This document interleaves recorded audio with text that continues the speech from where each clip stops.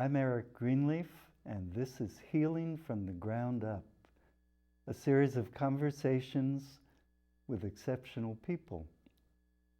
Today our guest is Sandra Wooten. Sandra is a senior teacher and private practitioner of Rosen method bodywork. So welcome. Very good, thank you. Yeah, my best. I was thinking of something you had told me about, Sandra, a Swedish program that utilizes peaceful touch with kids. Do you remember that? Yes. What's that about? Yes, a few years ago, and I can't say quite when this started, but in Sweden they started a program through Axelson's Gymnastica, which is a school there that teaches massage and body work. They trained some people to start teaching preschool children touch, and this is how they did it. They would go into the schools and teach the teachers particular ways that children like to play. So then the children would massage each other. And they would do it by playing games like the weather game on each other's back. So, you know, there's a thunderstorm coming and there would be rain, and they would play games like that. And learned how to communicate with each other in that way. And they would do that before they would lay down to take their daily naps in preschool. And they would take turns doing that. One would do it, then one the would other. do it, and then the other. And then sometimes they just rub each other's shoulders or pat each other on the back. It was just a very simple way of teaching children that it's okay to touch each other and also know good touch from bad touch. Because I was thinking when you started talking about this, why would you have to teach kids how to touch? Well, isn't that interesting? Because of course we all know how to touch. If we know how to hold a baby or we know how to put our arms around someone we love, then we all know how to touch. And yet, in our societies today, we've been told that touch isn't safe and that you have to not touch people. Kids can't touch each other, teachers can't touch the kids, therapists can't hug a client. It's kind of a travesty, really, because we can't thrive without touch. I think, as I think about it, even like our littlest grandson is exploring the whole world by reaching out and touching things and then tasting them or chewing them or pushing them away. Yeah. And if we taught our youngest kids, oh, don't touch that and be careful of that, and how awful. Yeah, right. Well, just what happens within you when somebody says, no, don't do that. You know, you stop breathing. You start to tense up. That's right. And then you just sort of hold your breath. You just hold your breath. That's right. And so in this program, what they have found is that it's gone from, over these years, it's gone from preschool through high school, and it's even in the prisons now, where they've taught people how to reach out and touch another person in a kind way so that they know what kindness is in their lives. And these children, the school children, then go home and they'll do little shoulder massages with their parents. And it increases communication, it's decreased anxiety, it's increased their learning ability, it's stopped aggression. I mean, it just has changed the society in Sweden. And the obvious question, I guess, Sandra, is it going to be possible to do that in American schools with all their concerns and rules and? I don't think so. I think it's a really sad thing, but you know, our society is so geared now to fear, really. Adults are afraid to touch kids. They think that they'll get in trouble. And they will. And maybe they will. Yeah. Or workers touch each other on the job, put an arm around a shoulder or something, you could have a lawsuit. Or at least people fear that. It just really kind of leaves you speechless, doesn't it? I mean, what can happen in a society when we can't feel safe to reach out and touch someone or be kind or to listen? If we can't relax in our own bodies, we don't even know how we feel. And if we don't know what our own emotions are, we can't make good decisions for ourselves. That's right. So, I mean, it goes all the way, back to infant, being touched and held and having kindness. I remember this awful phrase that's used to describe neglected infants, failure to thrive. Yeah.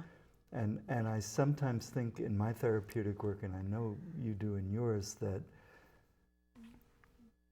people who have been otherwise raised, given food and shelter and education and protection from violence, and have not been related to with touch and affection and tenderness, have a kind of emotional failure to thrive. That's right. And they come to see me or you with all kinds of psychiatric symptoms. They're anxious, they're tense, they're stressed, they're depressed, and all like that. They have back pain, or pains in other parts of the body, all from this grip that we all do unconsciously. When we're born, if we're healthy, when we come into the world, we move from the top of our head to the tip of our toes. Oh yes, yeah. Everything moves, and we're kind of squirmy creatures. We're squirmy creatures. That diaphragm goes up and down like this, and everything wiggles, and that's how it's supposed to be. And if we grow up in a family that allows us to be who we are, then of course we do become acclimated to society. We do learn how to, use our muscles to do the things that we need to have them do over time. Yeah. But if we're not treated well, or if we're told to stop all the time, what happens is that we start to grip with our muscles. So that if you're told to sit up straight, or stop that, or all those admonitions that children that have you go like that. Yeah, what happens is that we slowly learn to acclimate to our family environment, because of course that's how we survive. We have to do that, and then we kind of forget who we are. We just say, okay, I won't do that anymore. And then, suddenly we're grown up and we're in a certain shape and we have a certain personality and we do things because they're expected of us. And, and then we don't quite know what to do or how to make decisions with our lives. And I know, as you do, that the fashion in America anyway is to then suggest self-help books to people, or on this notion that we can redo our insides by ourselves, or with the aid of a kindly therapist who comments on our insides and makes us conscious of our insides. But Rosen work is entirely different. It is. And it does seem to me to deal with the relationship between two people through movement and touch. Yes. So I know it's hard to talk about touch as it is about music or sound, but how do you begin with somebody who comes to you not even knowing that they're aliens in their own body or their own felt experience? Well, how do I do that? First of all, I talk to my clients over the phone so that they have an idea of what to expect. You know, Rosen method looks a little bit like massage because I have somebody on a table. But then I cover them up and they can wear their clothes if they want to. But what I do is put my hands on their back and I'm just starting to listen to who they are. What I find is that through touch, it allows a very, very deep relaxation. And, you know, something that I learned I learned a lot from you about altered states of awareness. What I found is that with touch, it just sort of automatically allows us to go into an altered state of awareness. And with Rosen method, it's really to help people to learn how to listen to themselves from the inside out. You speak a couple of times now about listening with touch, and I have always thought that sound and touch are close, but you seem to hear the body by something like that. Is that well, it's a little possible more like to this. Describe? Oh, like that. Well, It's that a feels more very different. contactful touch, right? Well, you know, underneath our skin is our nervous system. Yeah. The body moves with every single breath we take. And that's what I'm listening to, is the movement of the breath. I can feel it, I Yes. can sense it. And as that deep relaxation starts to happen, there's little movements that happen in the body. And it's like the unconscious is working to become conscious. Oh. Does that make sense? It makes sense in some systems of thought. How, and also because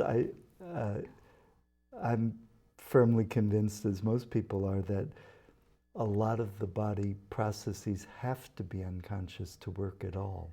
That's exactly right. If you've ever rehabilitated your gait after a break in a limb, you know how impossible it is to be conscious of the intricate motions and balance and That's right. sequence of things. And as my wife will tell you in our dance lessons, if I try to think about the steps, I'm liable to step on her foot. Yes. So I have to listen to the music and let it move me. Okay, so that's what I'm doing. That's what I thought. That's what I'm doing. Now, for the client, the tension, the grip that's in the body from all these years of conforming, so to say, is unconscious. We don't even know we're holding on that tight. Yeah. If we couldn't, as a matter of fact, it would be too painful to really be aware of, you know, the grip that's in the diaphragm or in the shoulders or wherever.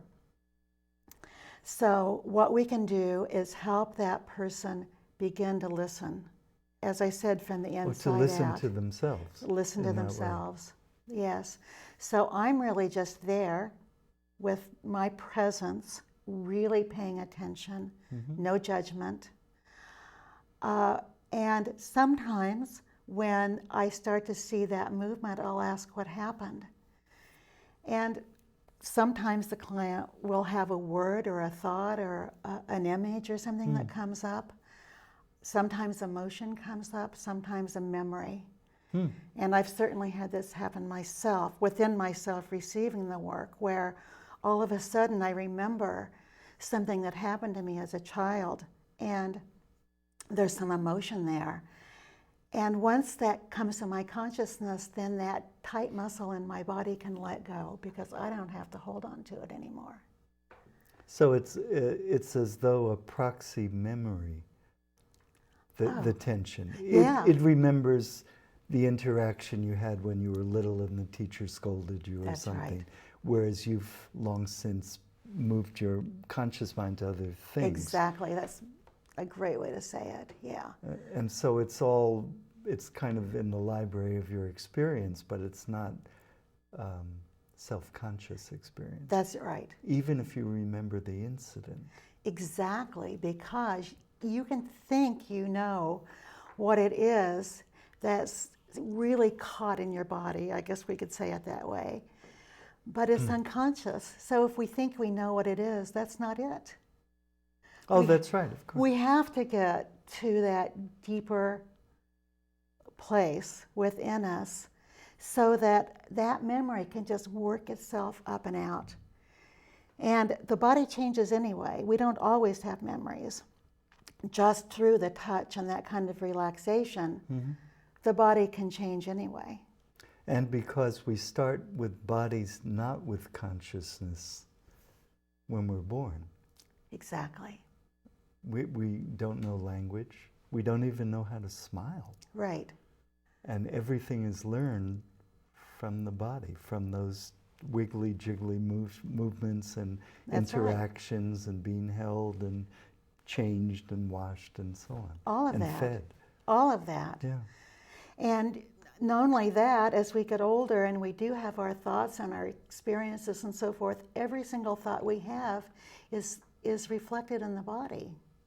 Every time you have a thought, there are cells in your body that are firing, and synapses that are, creating information that's going from one part of the body to the other. You know, when you talk about people, I just start to think, we're so alive inside.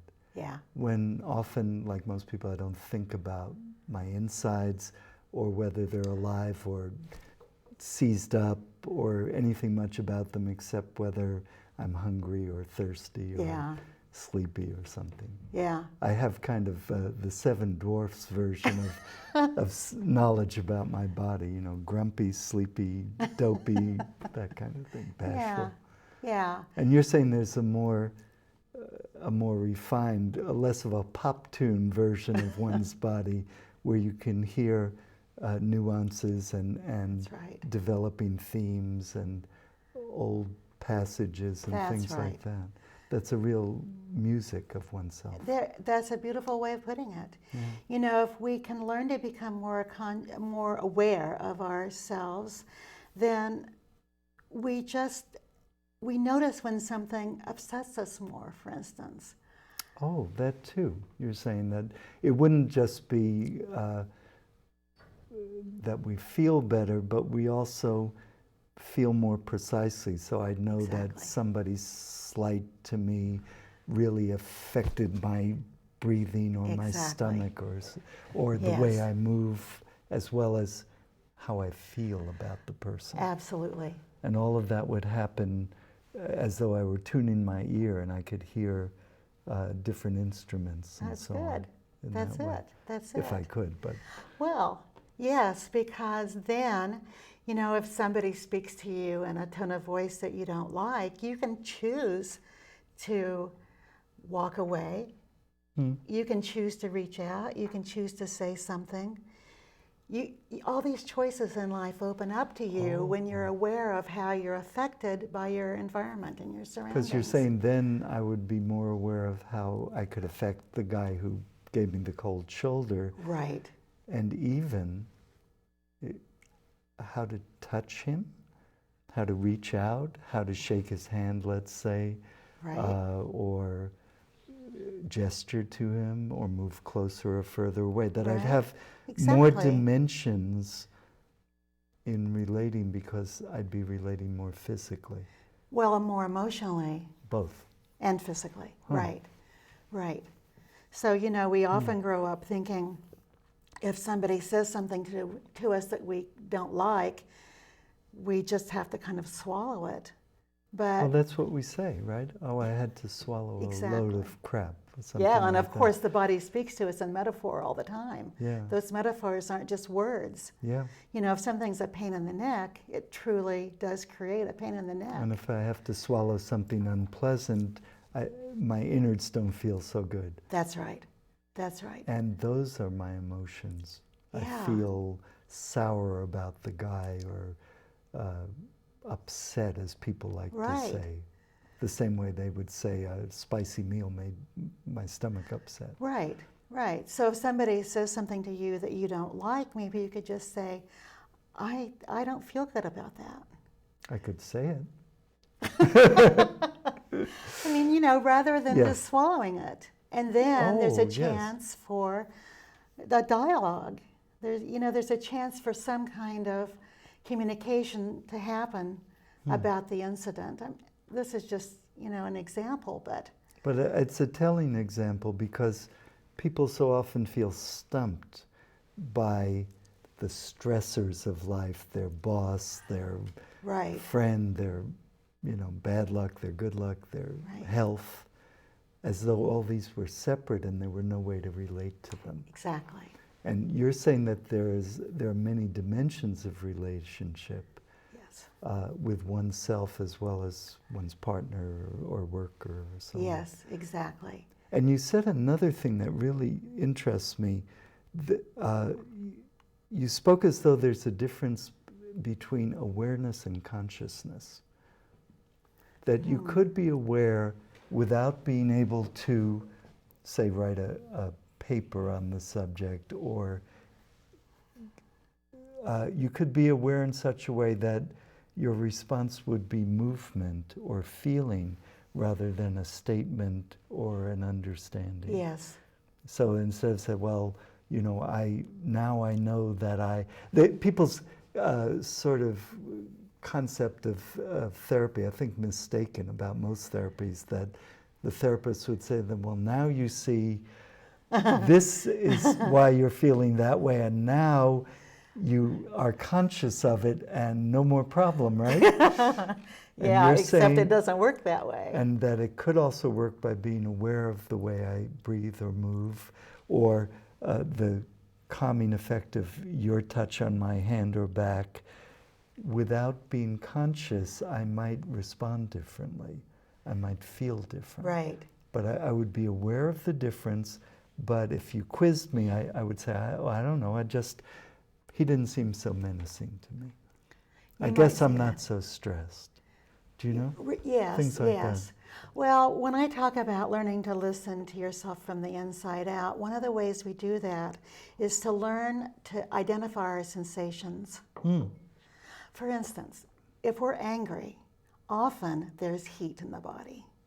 Now, everybody's different. Each has their own way of experiencing their emotions. Yeah, but we even say he's hot under the collar, meaning he's angry. Exactly. He's got a fire in Sometimes, his belly. the jaw grips. Yeah.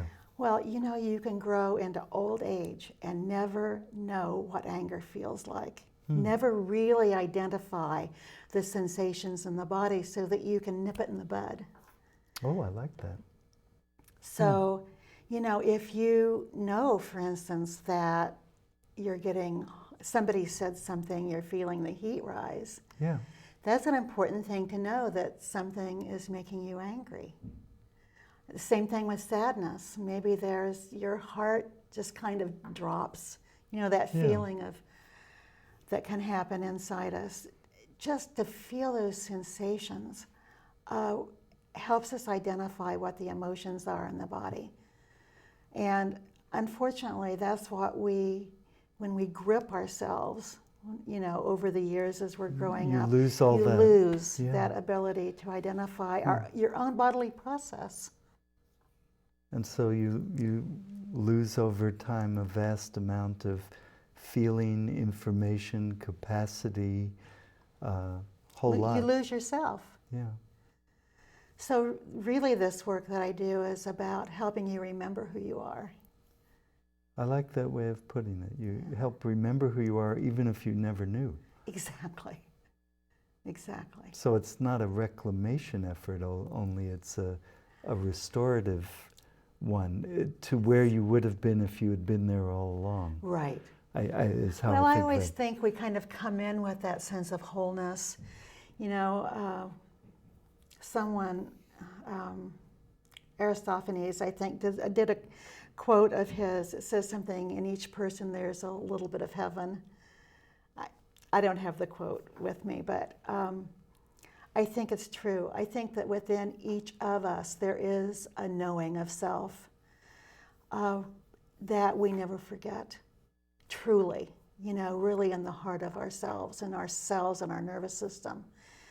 We know it's there on some unconscious level, but we put it away to stay safe. And then it has to be brought forth by another person Right. in relationship, because That you feel safe with. that same person sitting meditating for many, many years may know things about themselves, but not as directly as a gentle touch might make them Exactly. aware of. Right, it's a different experience. This It's is a really a different different experience. experience of self. With all this discussion of listening to the body and awareness and feeling, have you ever written about touch or your work? Yes, I've written a book. It's called Touching the Body, Reaching the Soul. Uh-huh. And yeah.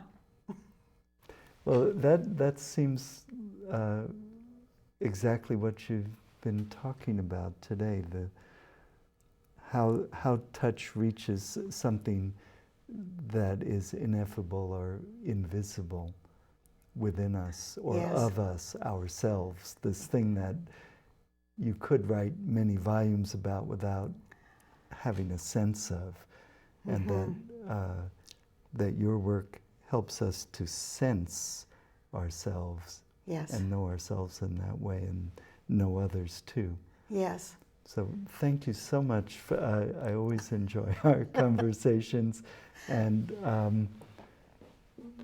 we hope you'll join us also for future conversations in our series, Healing from the Ground Up.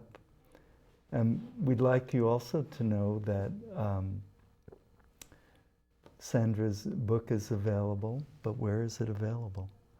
Well, it would be available on my website, which is rosensouthwest.com. So thank you for joining us, and we look forward to having more interesting conversations together. I'm Eric Greenleaf.